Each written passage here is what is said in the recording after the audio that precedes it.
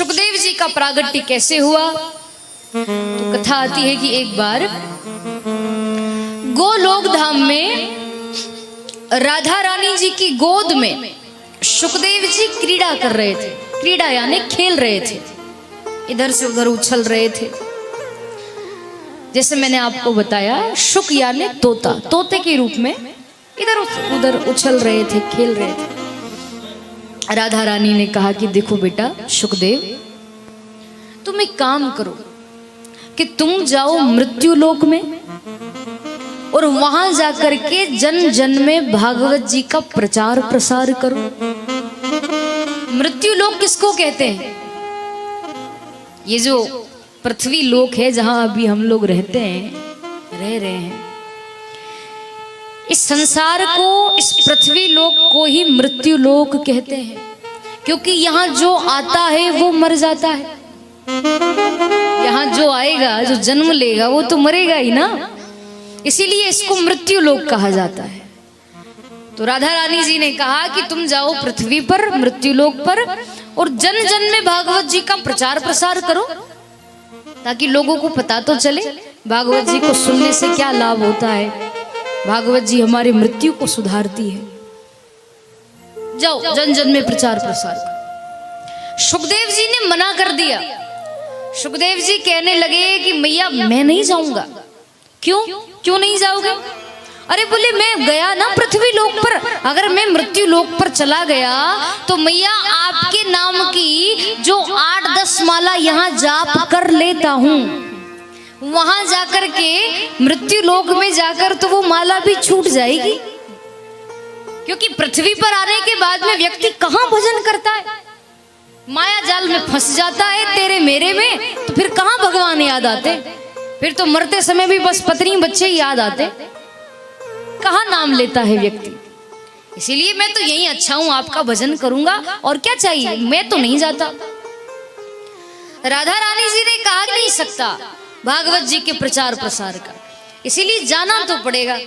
अच्छा ठीक है, तुम अगर घबरा रहे हो कि तुम माया जाल में फंस जाओगे, माया तुम्हें बंधन में बांध लेगी, मेरा भजन नहीं कर पाओगे, तो जाओ सुखदेव, मैं तुम्हें आशीर्वाद देती हूँ कि मृत्यु लोक में पृथ्वी पर माया का असर तुम पर नहीं होगा, बाकी सब पर होगा, पर बस तुम पर नहीं होगा।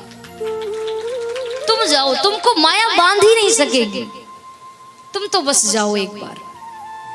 तो राधा रानी जी की आज्ञा से फिर वही सुखदेव जी कैलाश पर्वत पर, जहां शिव पार्वती जी रहते हैं, उसी कैलाश पर्वत पर एक अंडे के रूप में सुखदेव जी एक पक्षिणी के गर्भ से जन्म लेते हैं। शुक पक्षी और पक्षिणी, तोता और तोते की पत्नी, उसको पक्षिणी कहते हैं। जैसे पुलिस वाले की पत्नी पुलिस वाली होती है, मास्टर की पत्नी मास्टरनी होती है ना, और डॉक्टर की पत्नी डॉक्टरनी होती है। वैसे ही शुक पक्षी की पत्नी पक्षिणी। समझते तो हो ना आप? बस तो फिर अच्छा एक बात मुझे बताओ, डॉक्टर की पत्नी डॉक्टरनी, मास्टर की पत्नी मास्टरनी, पुलिस वाले की पत्नी पुलिस वाली होती है, बोलते ही हैं हम लोग। अच्छा डाकिया की पत्नी क्या होगी? हैं? मुझे तो नहीं पता, आपको पता हो तो बताओ। डाकिया की पत्नी क्या होगी? हैं? डाकिनी।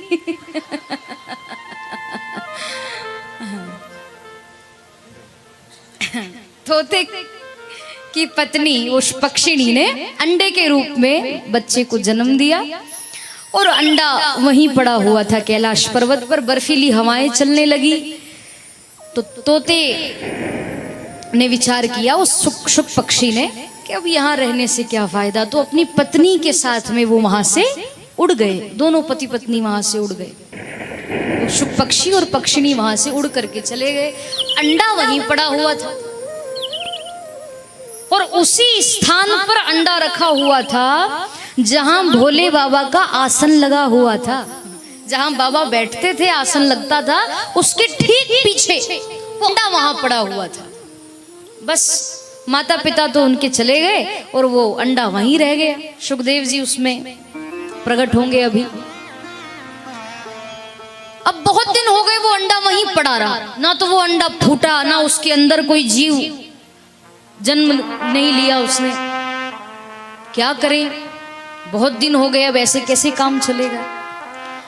तो सुखदेव जी का प्रागट्य कराने के लिए नारद जी ने एक लीला की। नारद जी वहां आए कैलाश पर्वत पर कि सुखदेव जी का प्रागट्य तो होना चाहिए, अगर वो उनका जन्म नहीं हुआ तो भागवत जी का प्रचार प्रसार कैसे होगा। तो नारद जी आए कैलाश पर्वत पर, और नारद जी ऐसे विचित्र संत हैं कि नारद जी जिनके घर पहुंच जाते हैं ना, नारद जी जिसके घर चले जाते हैं वहां झगड़ा अवश्य होता है। नारद जी क्या करते हैं, झगड़ा कराते। पर ऐसा जरूरी नहीं है कि केवल झगड़ा ही कराते रहते हैं हमेशा।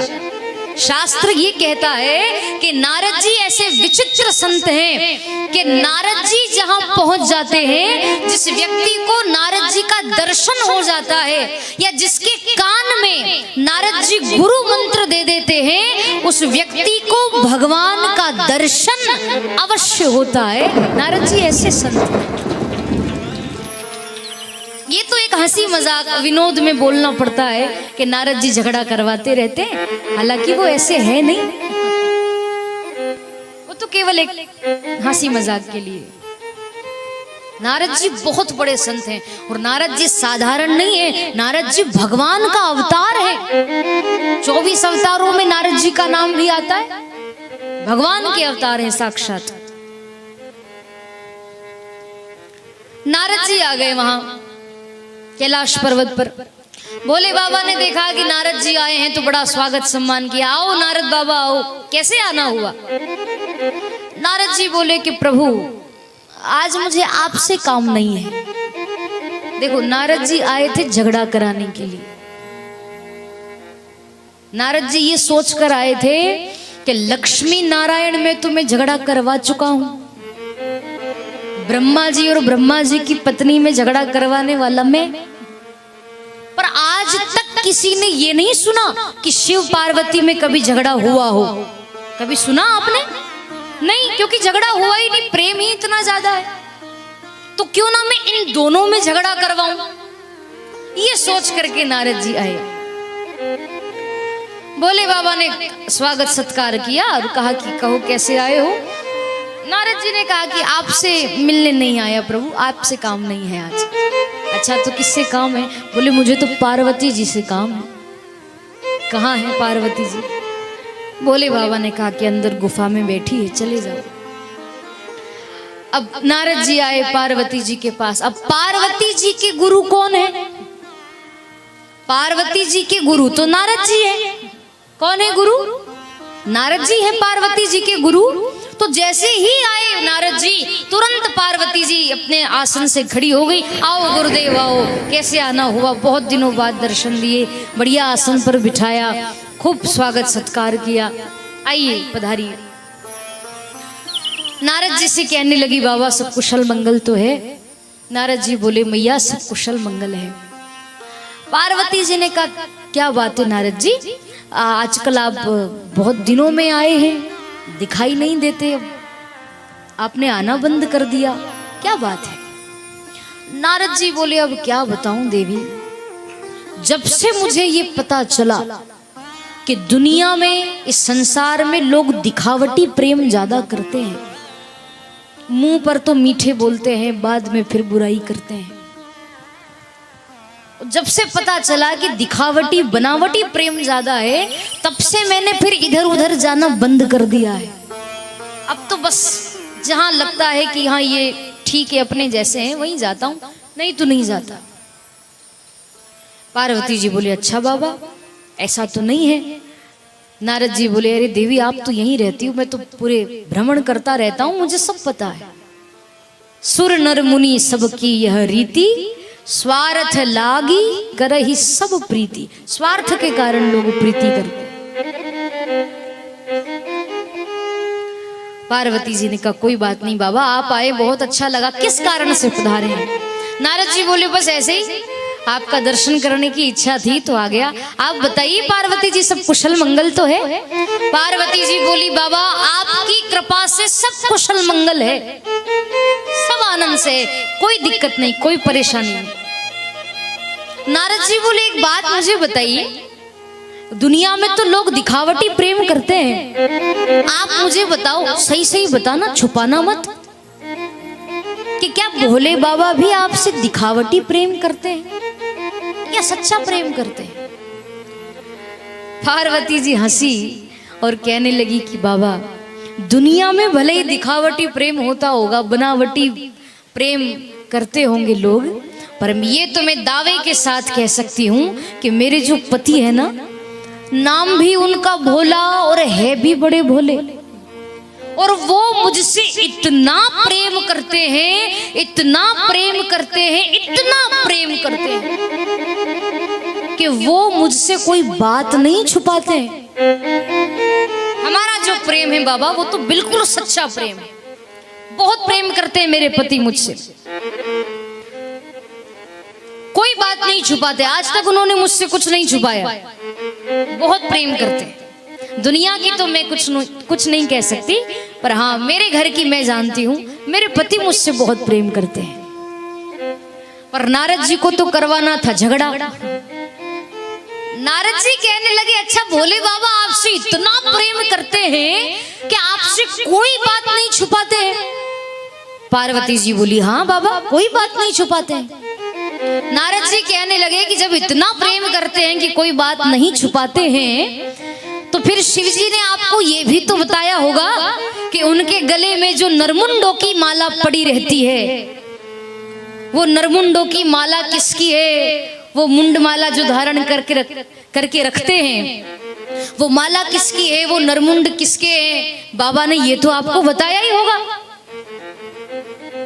पार्वती जी बोली कि बाबा ये तो आज तक नहीं बताया। नारद जी बोले लो आपको नहीं बताया? पार्वती जी ने कहा बाबा अब ये तो नहीं बताया। नारद जी ने कहा कि फिर क्या खाक प्रेम करते? बड़ा कहती थी प्रेम करते, प्रेम काय का प्रेम? मैंने कहा ना सब दिखावटी प्रेम है, सब बनावटी प्रेम, कोई सच्चा प्रेम करता ही नहीं। अगर सच्चा प्रेम करते होते तो आपको बता देते कि वो जो नरमुंडों की माला गले में धारण करके रखते हैं, वो माला किसकी है, वो नरमुंड किसके हैं? इतनी बड़ी बात आपसे छुपाई तो काय का प्रेम? कोई खाक प्रेम करते? कोई प्रेम प्रेम नहीं है, सब दिखावटी है, सब स्वार्थ से प्रेम करते हैं। और नारायण नारायण कहते कहते नारद जी वहां से चलते बने। ओहो पार्वती जी तो आग बबूला हो गई, इतनी बड़ी बात मुझसे छुपाई। अब नारद जी तो आए ही थे झगड़ा कराने। नारद जी वहां से उठ करके चल दिए। अच्छा जाते जाते भोले बाबा से कहकर गए कि ओ भोलेनाथ आपको अंदर पार्वती जी याद कर रही है, आपको पार्वती जी याद कर रही है। भोले बाबा तो अंतर्यामी है, वो तो समझ गए कि नारद जी क्यों आए। भोले बाबा ने कहा कि नारद जी आप चिंता मत करो, आप आए हो ना तो फिर तो जरूर ही पार्वती मुझे याद करती होगी। आप आओ और वो याद ना करे, ऐसा तो हो ही नहीं सकता। आप चिंता मत करो नारद जी, मैं चला जाऊंगा। नारद जी तो नारायण नारायण कहते कहते चले गए। अब शाम का समय हुआ, संध्या का समय, भोले बाबा आए पार्वती जी के पास। पार्वती जी वही गुस्से में बैठी थी। आज आने दो फिर बताती हूँ, बहुत गुस्से में। भोले बाबा आए तो पास में बैठ गए। देवी क्या बात है, तुम थोड़ी नाराज लग रही हो, गुस्से में लग रही हो, किसी ने कुछ कहा हो तो मुझे बताओ, क्या बात है, तुम बड़ी दुखी नजर आ रही हो। परिवार वालों की याद आ रही हो, मायके वालों की याद आ रही हो तो चली जाओ, और ऐसे नाराज तो मत रहो, दुखी तो मत रहो। पार्वती जी ने गुस्से में कहा शिव जी से कि तुम मुझसे बात मत करो, तुम बहुत बेईमान आदमी हो, बड़े कपटी हो, आप स्वार्थी हो, तुम्हारे मन में कपट है, मुझसे बात मत करो। शिव जी कहने लगे मैंने ऐसा कौन सा कपट कर दिया तुम्हारे साथ, मैंने क्या किया? पार्वती जी बोली कि आज तक आपने मुझे बताया है कि आपके गले में जो नरमुंडों की माला पड़ी रहती है वो माला किसकी है, वो नरमुंड किसके हैं? आज तक आपने मुझे बताया ही नहीं कि वो नरमुंड है किसके। 24 घंटे उसको गले में धारण करके रखते हो, अपने हृदय से लगा करके रखते हो, और आज तक आपने मुझे बताया नहीं कि वो माला किसकी है। बड़ा कहते हो बार बार कि प्रेम करता हूँ, प्रेम क्या खाक प्रेम करते हो? वो तो भला हो नारद जी का कि बता कर चले गए, नहीं तो मुझे कहां पता चलता। भगवान ने कहा अच्छा नारद जी बता कर गए। नारद जी बस आग लगा के गए घर में। गुस्सा करने लगी पार्वती जी कि आज तक आपने बताया नहीं कि नरमुंड किसके हैं, बार बार कहते हो बड़ा प्रेम करता हूं, प्रेम क्या खाक प्रेम करते हो? कोई प्रेम व्रेम नहीं, सब दिखावटी प्रेम है, सब बनावटी प्रेम, मुझसे बात मत करो। शिव जी ने कहा कि देखो देवी, बस इतनी सी बात के लिए तुम इतना गुस्सा कर रही हो कि ये जो नरमुंड है मेरे, ये जो मेरे गले में धारण कर रखे हैं, ये किसके हैं? ये नरमुंड किसके हैं, यही जानना है ना? पार्वती जी ने कहा बताओ किसके नरमुंड है ये?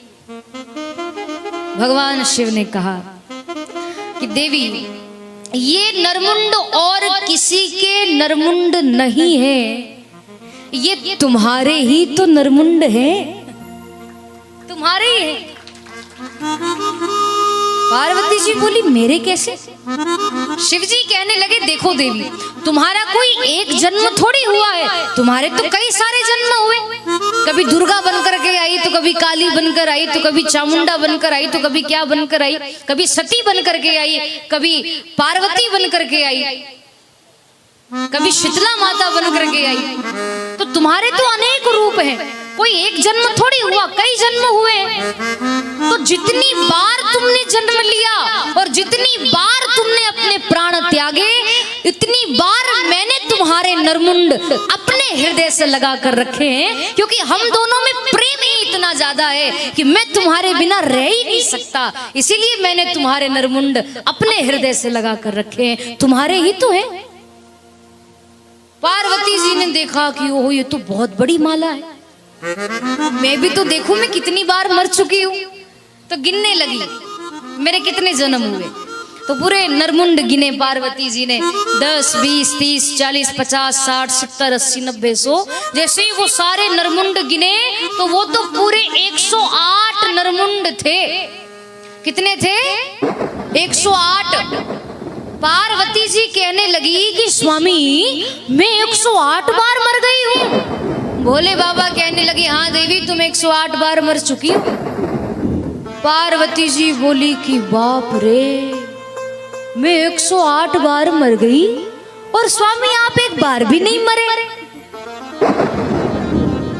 आपने ऐसी कौन सी जड़ी बूटी खा रखी कि मैं 108 बार मर गई और आप एक बार भी नहीं मरे? तो भोले बाबा को हंसी आ गई। बाबा ने कहा कि देवी मैंने कोई बूटी बूटी नहीं खाई। अरे तो फिर बाबा क्या कमाल है कि आप अभी तक नहीं मरे, आप अभी भी जीवित हैं। भोले बाबा कहने लगे कि मैंने कोई बूटी नहीं खाई, मैंने तो अमर कथा का पान किया है। पार्वती जी ने प्रश्न किया कि ये अमर कथा क्या होती है। तब भगवान शिव ने बताया कि देवी श्रीमद् भागवत कथा ही अमर कथा है, श्री राम कथा ही अमर कथा है। मैंने इन कथाओं को सुना है, अमर कथा का पान किया है।